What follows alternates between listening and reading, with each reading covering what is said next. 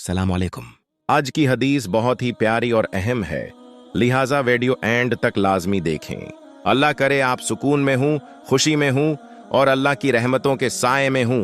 कभी कभी इंसान दुआ करता है मगर कबूलियत में देर लगती है, लेकिन कुछ दुआएं ऐसी होती हैं जो अर्श को हिला देती हैं, और उनमें से एक दुआ है बेटी की दुआ। बेटी सिर्फ एक रिश्ता नहीं, वो अल्लाह की खास रहमत है जिसे अल्लाह किसी घर को इज्जत देने के लिए चुनता है। नबी करीम ने फरमाया, जिसने बेटियों की अच्छी तरबियत की, उनके साथ हुस्न सलूक किया, वो उसके लिए जहन्नम से बचाव और जन्नत में दाखिले का जरिया बनेंगी। सुनन तिर्मिदी हदीस 1914। बेटी जब बाप के लिए हाथ उठाती है, जब वो माँ के लिए आंखें बंद करके दुआ मांगती है, तो उसकी मासूमियत, आजिजी और दिल का सच अल्लाह को बेहद पसंद आता है।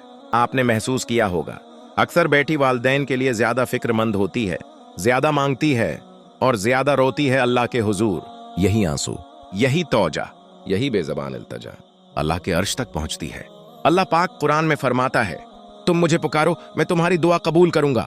सूरा गाफिर 66।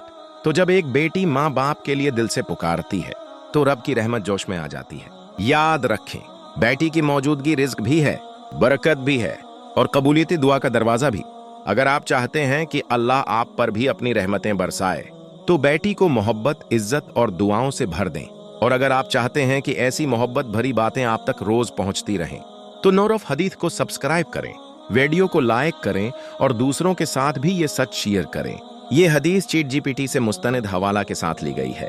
अल्लाह हमें अपनी बेटियों का हक अदा करने, इनसे मोहब्बत करने और उनकी दुआओं के सदक़े हमें बख्शिश पाने वालों में शामिल करे। आमीन।